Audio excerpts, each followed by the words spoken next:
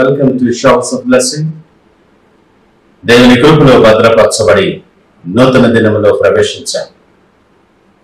ఈనాటి దేవుని వాగ్దానం, మీరు శోధనలో ప్రవేశించకుండునట్లు మెలకువగా ఉండి ప్రార్థన చేయుడి. Watch and pray so that you will not fall in the temptation. మత్తయి సువార్త 26వ అధ్యాయం 41వ వచనం. Praise God. ఈ నూతన దినములు దేవుడు మీ కొరకు సిద్ధపరిచిన ప్రతి దీవెన ఆకాశపు వాకిళ్లు విప్పి మీ మీద కృంభరించునుగాక.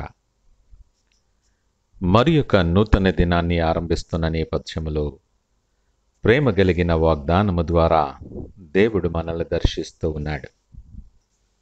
మన మార్గంలో సాతానుడి యుక్తిగా అనేక రకాలుగా శోధనలో మనం ప్రవేశించే రీతిలో మనలను శోధిస్తూ ఉంటాడు.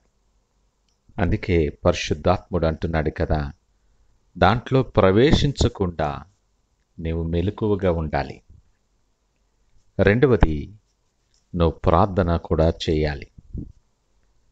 సాతాను అనేకసార్లు నీ పరిస్థితుల ప్రభావము చొప్పున నీవున్నటువంటి ఆ నేపథ్యాన్ని బట్టి, నువ్వు ఎదురు చూస్తున్న అవకాశాన్ని బట్టి, నీ ఆశను బట్టి అనేక రకములుగా నిన్ను శోధిస్తాడు. నువ్వు దారి తప్పటానికి నిన్ను ప్రోత్సహిస్తాడు. ఆశ చూపి నీ అవసరాన్ని ఎరగా వాడుకొని మానసికంగా శారీరకముగా నిన్ను సతమతమయ్యేలాగా చేసి దారి తప్పించే ప్రక్రియలో నిన్ను శోధిస్తూ ఉంటాడు. తద్వారా నీ ఆశీర్వాదాలన్నిటి నుండి నిన్ను దూరంగా ఉంచుతాడు. నువ్వు ఆశీర్వాదాలు పొందుకొనుట అపవాదికి ఇష్టముండదు. ఎలాగైనా నిన్ను శోధనలో నెట్టివేయటానికి నిన్ను కన్ఫ్యూజ్ చేస్తాడు, నిన్ను భయపెడతాడు. అనేక విధములైనటువంటి నిరాశ నిస్పృహలతో నీ చుట్టూ ఒక వలయాన్ని ఏర్పరుస్తాడు. పరిస్థితులను బట్టి అనేక రకములైనటువంటి ఆకర్షణలు నీ ముందు తీసుకొని వస్తాడు. వీటన్నిటి ద్వారా ఏదో ఒక ఎర, ఏదో ఒక వలలో నువ్వు పడి బలహీనుడవై దేవునికి దూరస్తుడు కావాలని శోధన నీ దగ్గరకు తీసుకొని వస్తాడు సాతాను. దేవుడు అంటున్నాడు కదా, నువ్వు మెలకువగా ఉండాలి. దేవుడిచ్చిన జ్ఞానముతో నింపబడి మంచి చెడులు ఆలోచన చేయగలిగితే విజ్ఞత కలిగి పరిస్థితుల ప్రభావము చేత లేదా పరిస్థితుల నేపథ్యములో ప్రభావితము కాకుండా జాగ్రత్తగా మెలకువగా ఉండాలి. విశ్వాసములో నువ్వు మేలుకొని బలపడి ప్రార్థన చేయటానికి సిద్ధపడాలి. లేఖనమంటుంది, అవిశ్వాసులైన వారి మనోనేత్రాలకు ఈ యుగ సంబంధమైన దేవత గురుడితనము కలుగు చేస్తుంది. విశ్వాసములో బలహీనపడినప్పుడు ఆయన మహిమను నువ్వు చూడకుండునట్లు నీ కన్నులకు గురుడితనము కలుగు చేస్తాడు సాతాను. చెవులుండి కూడా వినలేని స్థితిలో నిన్నుంచుతాడు.